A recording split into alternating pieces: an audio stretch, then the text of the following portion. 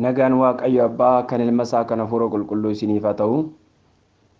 Obboloota koo jaallatamoo Waaqayyotti kan jaallatamtan hunduma keessaniif nagaan haa ta'u. Waaqayyo gargaaree yeroo kanaan kan isin ga'e. Lafa isin jiraattan hundumaatti nagaa isinii baay'isee eegumsi Waaqayyoo karaa hundumaan isinii baay'atee gargaaramtoonni warri yeroo kana keessan maqaa Gooftaa Yesuusiin nagaan Gooftaa isiniif haa ta'u. Egaan obboloota koo yeroodhaa gara yerootti dubbii Waaqayyoo walii wajjin ilaalaa akkuma jirru ammas guyyaa irraa kana Waaqayyo nu gargaarran gargaarsa Waaqayyo isa guddaa taanan dubbii isaa isa jiraataa sagalee Waaqayyo walii wajjin barachuudhaaf yeroo akkasii kana nuu kenneera Waaqayyo. Kanaaf galanni ulfinni bara baraan isaaf haa ta'u. Araarri Waaqayyo nu eegeera. Gargaarsi isaa nu wajjin ta'eera. Kanaaf Waaqayyoon galateeffachaa Waaqayyoon kadhanneetu gara dubbii Waaqayyoo ilaaltu wajjin dabarraa. Kan na jaallatu baay'eedha guyyaa gammachuu koo hiriyoonnis danuudha gaafa miidhama koo. Kan na jaallatu baay'eedha gaafa gammachuu koo hiriyoonnis danuudha gaafa miidhama koo. Kanarraa addan baanee ansi qofaan beekaa argira nabbummaa kee argira margira. Kanarraa addan baanee ansi qofaan beekaa argira nabbummaa kee argira margira. Kan na jaallatu baay'eedha gaafa gammachuu koo hiriyoonnis danuudha gaafa miidhama koo. Kan na jaallatu baay'eedha gaafa haalli tolu hiriyoonnis danuu turanii naannoo koo marsanii. Kanarraa addan baanee ansi qofaan beekaa argira nabbummaa kee argira margira. Kanarraa addan baanee ansi qofaan beekaa argira nabbummaa kee argira margira. Hallelujah. Yesuus naaf humna koo ga'umsa koo bakka bu'aa koo. Yesuus naaf humna koo ga'umsa koo bakka bu'aa koo. Naaf jettee abaaramaa taate dhiphattee qooda koo naaf duute naannofuu mata dureen biraa jaalallee kenna dhuunfaate. Waan lafaatti dhiisee waan darbuutti dhiisee waan fooniitti dhiisee hunda isaa itti dhiise. Nan faarfadha Yesuusiin nan faarfadha manii. Nan faarfadha Yesuusiin nan faarfadha manii. Karaan gara koo si fidee karaa jaalalaati malee ani hojii gaarii hin qabu atuu beekta ooti. Karaan gara koo si fidee karaa jaalalaati malee ani hojii gaarii hin qabu atuu beekta ooti. Ilara dabara namasti. Oh galatoomi gooftaa koo ulfinni galanni bara baraanii siif haa ta'u gooftaa. Haleluuyaa. Galatoomi gargaarsa keetu guddaadha. Ameen ameen ameen ameen ameen. Galateeffadhaa Waaqayyoon. Hiriyoota baay'ee qabna gaafa gammachuu. hiriyoota gaafa gammachuu, hiriyoota gaafa kolfinuu, hiriyoota gaafa haalli toluu qabna. Hiriyaa gaafa fuulli baduu, hiriyaa gaafa haalli hundumtuu dukkanaa'ee kan namarraa addan baane isa Yesuus. Haleluuyaa. Hiriyaa yeroo hundumaa, fira yeroo hundumaa. Ameen, ameen, ameen, ameen. Gaafni nuyi fira dhabnu, gaafni nuyi michuu dhabnu, gaafa kolfaa, gaafa taphannee, gaafa haalli tolu, gaafa qabdu, gaafa gammaddu, gaafa fuulli kee ifu duwwaa kasi bukkee dhaabbatu hiriyoota hedduu qabda. Hiriyaa gaafa ciniinsuuf rakkinaaf haalli hundumtuu dukkanaa'ee. Haleluuyaa.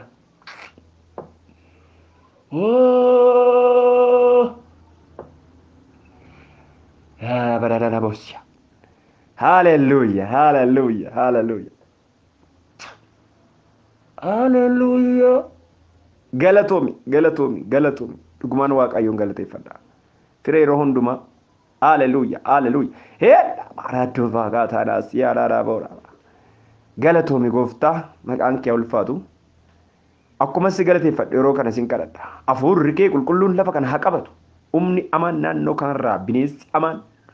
Sammuu namaa akka minaanii kan alaanfatu. Baanaa looriyaa. Waan akka sammuu namaa kan alaaffatu. Sammuu namaa kan nyaatu. Nama keessa deemee kan nama honkuru humni hamaan sammuu namaatti qalbii namaatti fayyadamu. Humna maqaa kee maqaa Yesuusiin amma jalqabee tokkoon obboloo tokko kana gadhiisee haddeemu. Liqaqna hibbadee taaba Yesuus. Sammuu namaa duwwaa kan gootu. Jireenya namaa kan onkortu. Nagaa namarraa kan nyaattu. Roo kanaa jalqabee qilleensa kana gadhiisii deemi. Siyaayifatu Waaqayyo gooftaa maccaa. Haleluuyaa.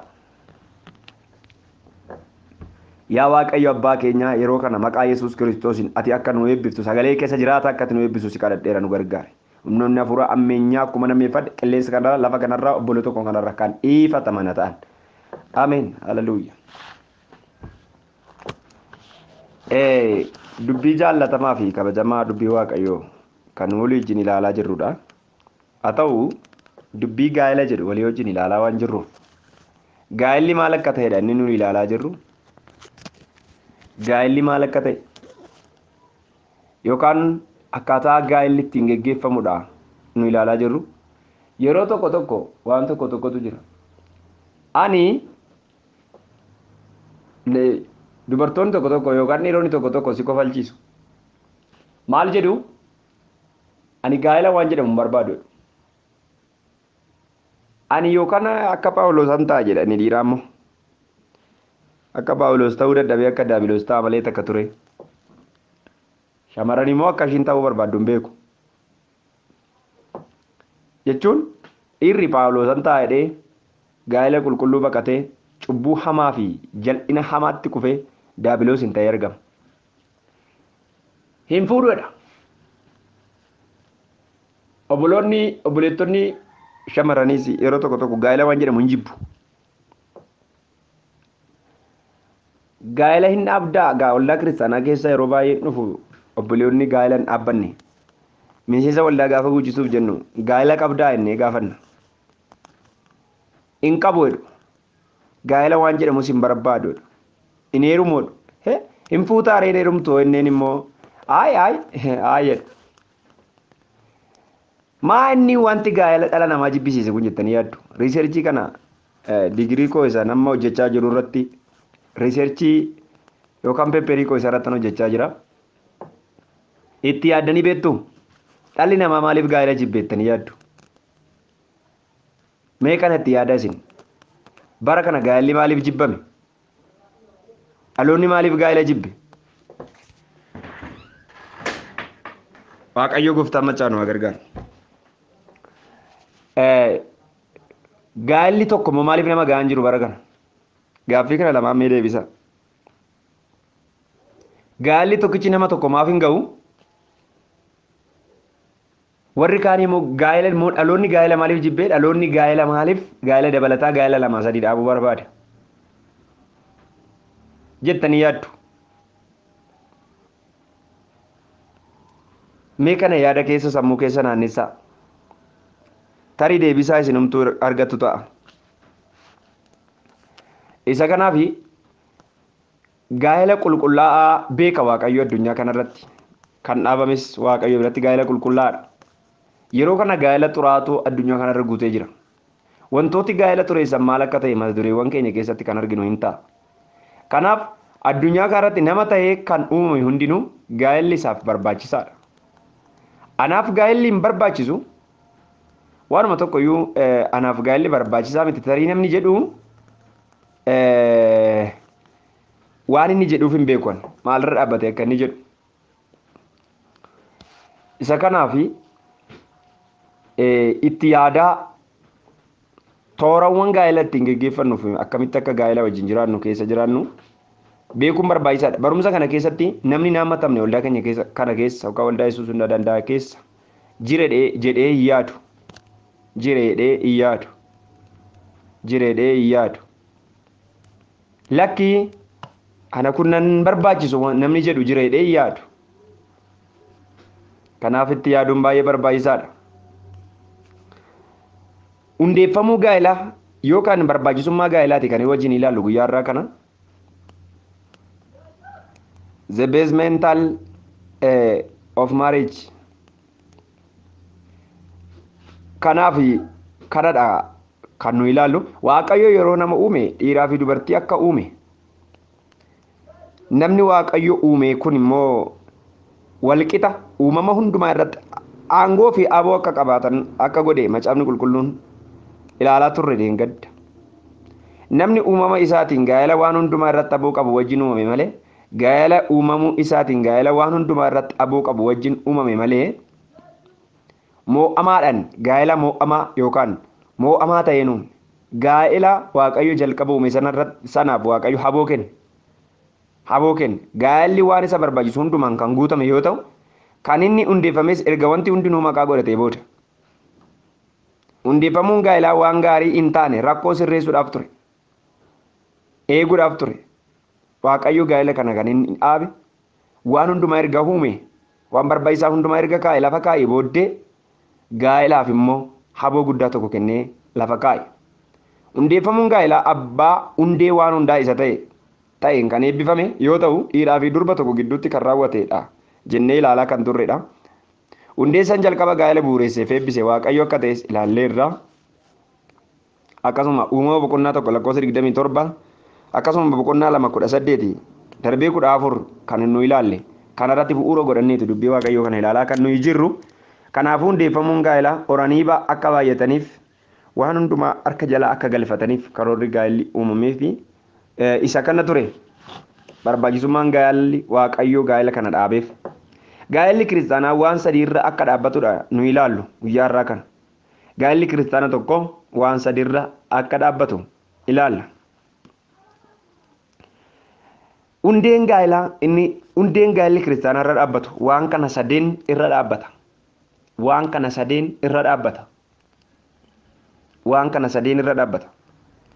Gaa'elli kana sadeen irra dhaabbatu yoo ta'e diigamaadha.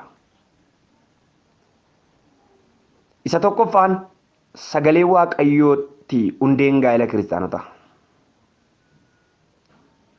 kiristaanotaa. Sagalee Waaqayyooti.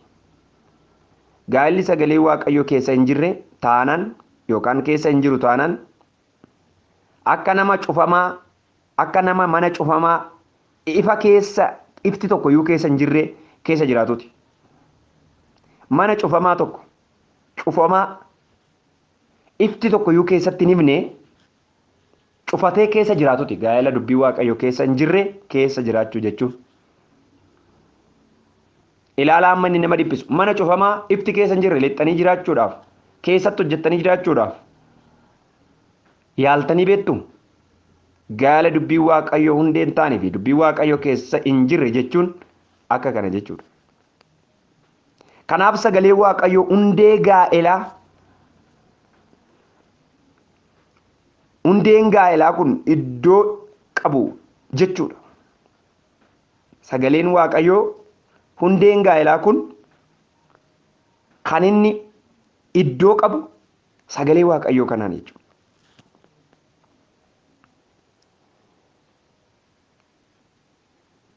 Kanaaf utubaa fi laaxaan gaa'ela ijaaree guutuu godhe sagalee waaqayyooti. Dhagaan keenyan gaa'elaa kan inni hin jigne jabeessee baatu yookiin miidhagsee ijaaree jiraachisuu kan danda'u sagalee waaqayyooti. Ijaarsa gaa'elaa keessatti kan na ajaa'ibu dhannee gaafa laallu gaa'ela waaqayyotu hojjetaan gaa'ela keessatti haala mijeessan gaa'ela keessatti waaqayyoodha. Waaqayyoodha. Akkaataa gaa'elli itti dhaabbate dhannee gaafa laallu akkaataa garaa garaati macaafa qulqulluu kana keessa dhannee gaafa laallu. Isuma uumama boqonnaa tokko akkaataa itti Addaamii fi Hewaan uumaman dabalateeyyuu jechuudha. Akkaataa itti Yaaqoob fa'aan fuudhan dhannee gaafa laallu akkaataa ajaa'ibaati. Akkaataa Yisihaaq fa'aan ittiin fuudhan akkaataa ajaa'ibaati.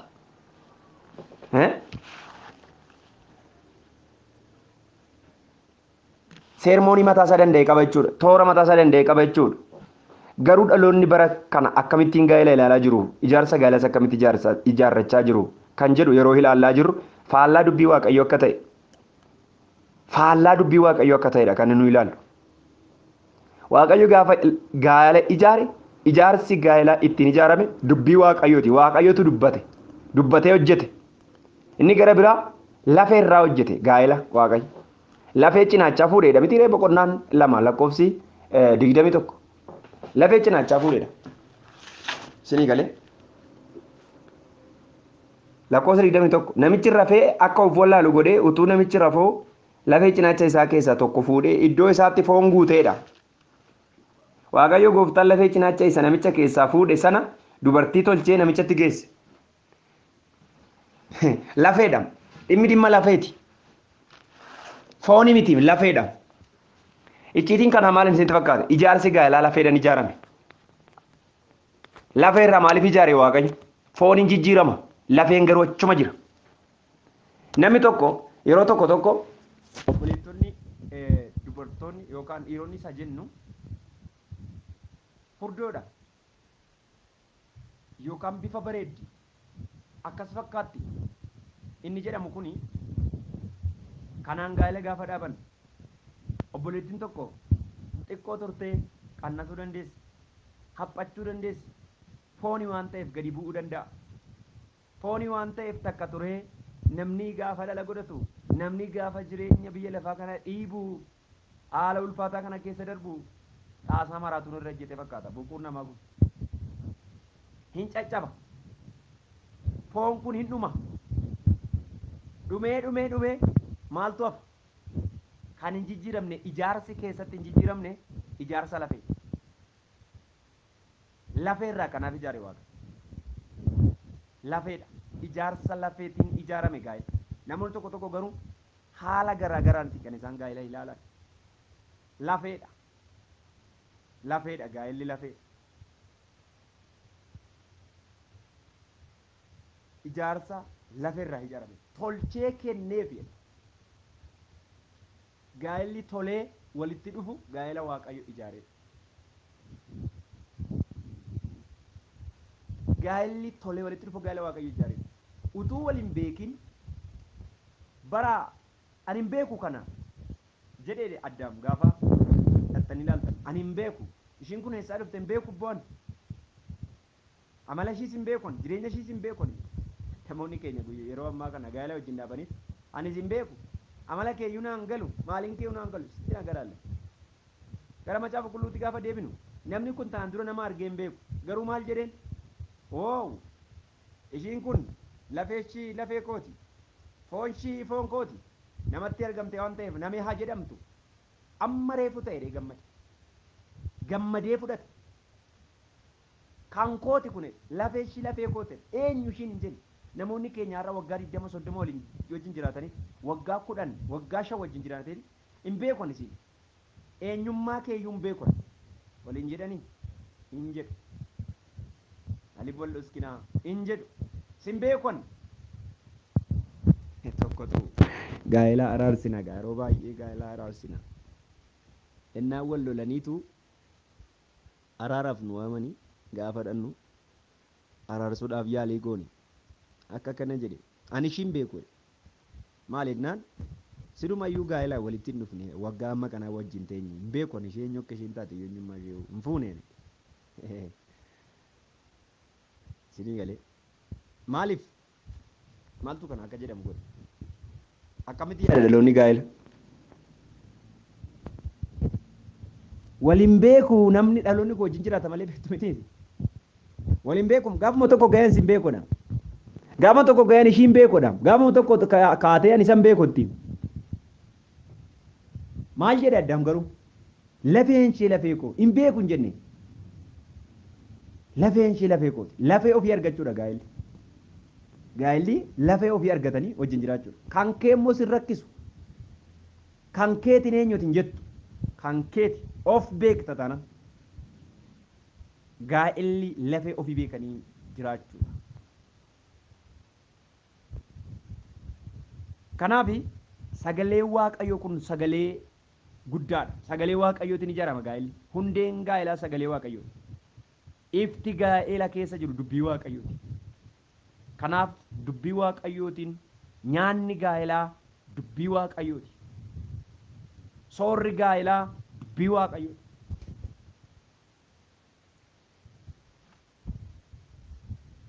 hundeen gaa'ela kiristaanotaa lammaffaa kadhannaadha kadhanni meeshaa waraanaa addunyaa afuuraa keessatti da'oo jajjabaa jiksudha niwukilar boombii caala humna kan qabu ardii niinotaa kan golgoleessu ga'umsa addaa kan qabudha kadhannaa jechuun kadhannaan salphaan kadhannaa waangoo gaa'elatti suuta jettee qaxxiftu kan ajjeesu kadhannaan gaa'ela hundeessuuf qofa utuu hin ta'in waardiyyaa gaa'elaa eegu isa amanamaa kanaafuu kadhannaan gaa'elaaf yookaan gaa'ela keenyaaf qabeenyaa cimaadha gaa'elli kadhannaadhaan dhaabbatu kadhannaadhaan sooroma kadhannaadhaan eegama kadhannaadhaan soorama yeroo hundumaa kadhannaan soora gaa'elaati gaa'elli tokko tokko kadhannaan qabu kadhatanis walitti hin dhufne yeroo erga wajjitti dhufaniis walii wajjin hin kadhatan hin kadhattaa fi abbaa manaa keetiif hin kadhattaa fi haadha manaa keetiif tajaajilaan as keessa jirtan waaqayyo nu haa gargaaru walii wajjin immoo hin kadhattu yeroo wajjin iddoo tokko jirtan hin jiru kun gaa'ela baay'ee keessa kadhannaan hin jiru waliif kadhachuun hin jiru walii wajjin kadhachuun hin jiru inni kuni baay'ee ulfaataadha kadhannaan hin jiru taanaan sinii galee akka barbaadetti seexanni keessa kan burraaqu akka barbaadetti wanti amaan dhufe gaa'ela kan diigu addunyaa kanarra yookaan waldoota kiristaanaa lafarraa keessattis ta'e waldoota kiristaanaa onlaayinii kana keessa dhattanii yoo ilaaltan fayya maleetti kan godhe dhukkubsattuu kan godhe waldaa kiristaanaa gaa'ela fooliinsaa badeedha. Gaa'elli fooliinsaa badee waldaa kiristaanaa sin balleessi akkamitti jennaan waldaan kiristaanaa gaa'elaa wajjin hammatamtu namni tokko waldaa kiristaanaa keessatti gaa'ela malee hin jiraatu. Gaa'elli sabbatamaadha yoo ta'e fuudhaa deema yoo ta'e bakkuma deemutti heerumaa deemtoo ta'e bakkuma deemtutti inni kun maal godha waldaa kiristaanaa fayya maleetti godha dhukkubsattuu godha foolii kan hin tolle godha ejjitootan guutuu godha waldaa kiristaanaa. Isa kanaaf gaa'elli qulqullummaatti eegamuun kan irra jiru kan macaafni qulqulluun jedhu isa kanaaf. Kadhannaa kan hin qabne kadhannaan soora yookaan nyaata gaa'elaa kadhannaan eegumsa gaa'elaati maal jedha yaadannoo korra kadhannaa waangoo gaa'elatti suuta jettee qaxxiftu ajjeesa waangoo gaa'elatti suuta jettee qaxxiftu jechuudha waangoota gaa'ela diigan baay'ee jira addunyaa kana kadhannaan jira tana seexanni baay'ee gaa'elaan morma gaa'ela qulqullaadhaan baay'ee morma maaliif gaa'ela qulqullaadhaan morma seexan gaa'ela sirriin taane hundeessuu barbaada arra addunyaa keenyarra maaliif dhiirri akka wajjin jiraatu seexanni maaliif haala mijeessattanii yaaddu dubartoonni akka wajjin jiraatan maaliif haala mijeessattanii yaaddu ejji akka baay'atu maaliif seexanni haala mijeessattanii yaaddu gaa'ela qulqullaa'atu diigame kanaaf seexanni karaa argate abbaan manaa tokko haadha manaa isaa wajjin akka dubbii waaqayyootitti toora isaa eeggatee hin jiraatu yoo ta'e kadhannaa waaqayyoon kadhachuudha inni deebi'u yoo ta'e seexanni karaa argattee maal gooti abbaa manaa fi haadha manaa wal jibbisiif kazaas ejja jalqabsiifti kazaas ejja bira dabarsiiftee gara sodomummaatti fiddi gara sodomummaatti fiddi sodomummaa jechuun gara dhiirri wajjin jiraachuutti fiddi seexan ulaan ittiin seexanni gara biyya lafaa kanaa gaa'ela dhuftee ittiin mancaaftu keessaa tokko gaa'ela qulqullina hin qabne gidduun lixuu barbaaddi. Kanaaf waan tokko isinitti hima gaa'elaaf eeggannaa gochuun baay'ee barbaachisaadha. Gaa'ela ofii eeggachuun baay'ee barbaachisaadha. Nuyi foon baanna nama fooniiti salphaatti dogoggoruu dandeenya yoo Waaqayyo nu gargaaruudhaa baate. Kadhannaa qabaachuun baay'ee barbaachisaadha. Kadhannaan hidhannaa guddaadha gaa'ela keessatti. Akka nama gimbii gana ba'ee ijaarsa guddaa gamoo guddaa keessa jiraatuti gaa'elli tokko kadhannaa keessa jira taana. Kadhannaadhaan deddeebi'a taana. Kanaaf siniin gargaaru Waaqayyo. Inni sadaffaani jaalala dhugaati.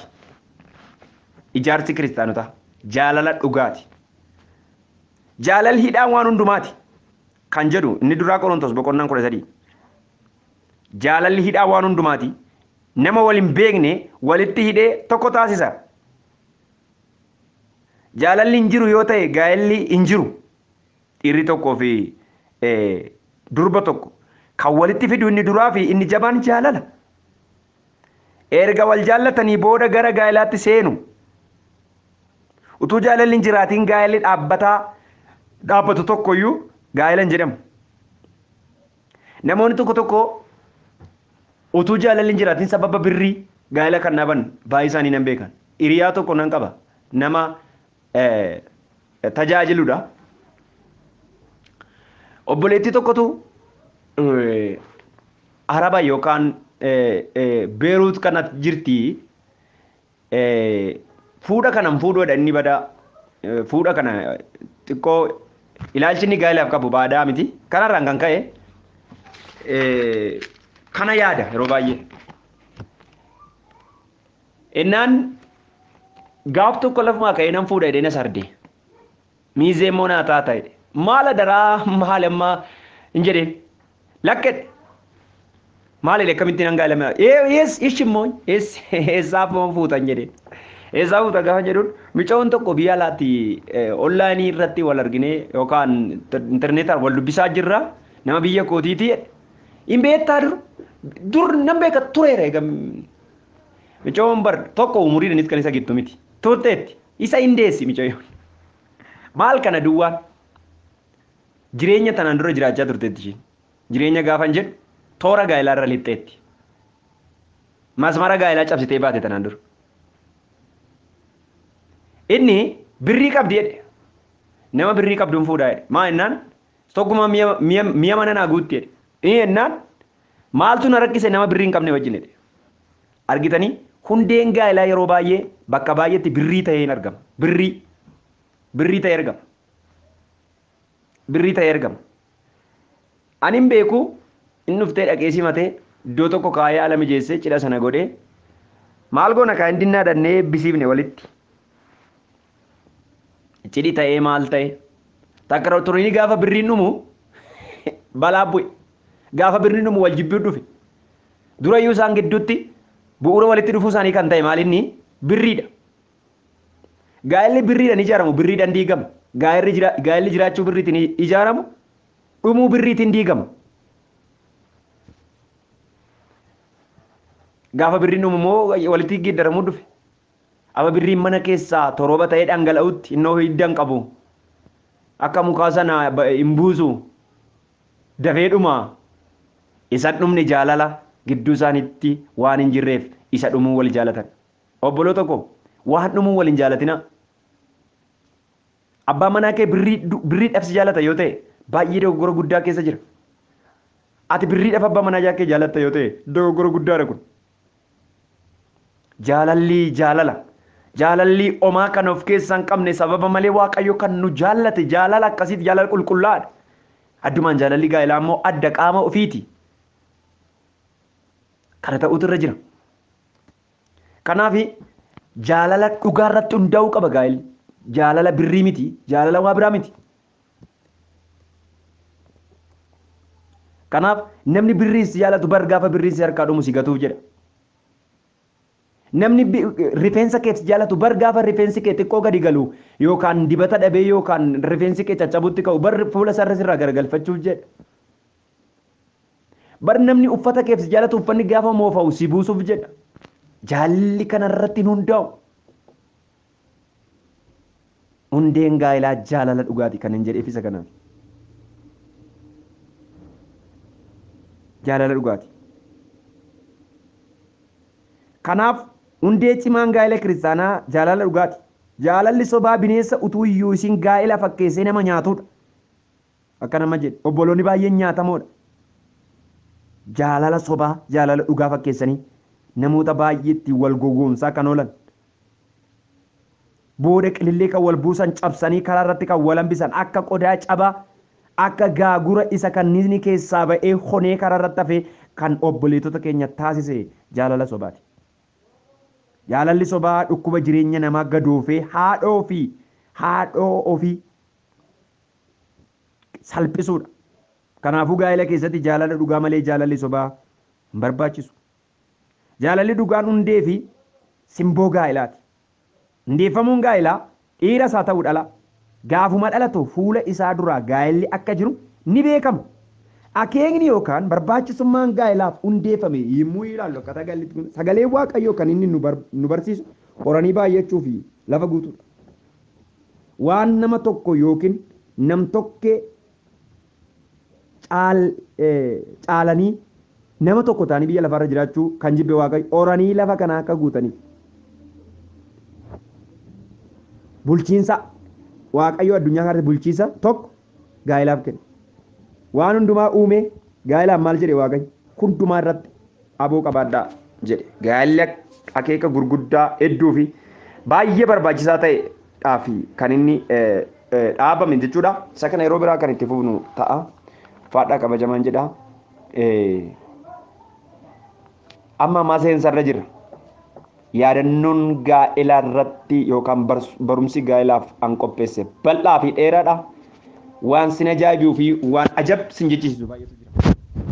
Taphaan waliin waddaachuu geetaa barkaachuu astaayitii toora qajeelcha yoo naa kennitan immoo yoo na dubbiftan yaada yoo naa kennitan nan jaaladha. Faadhaa.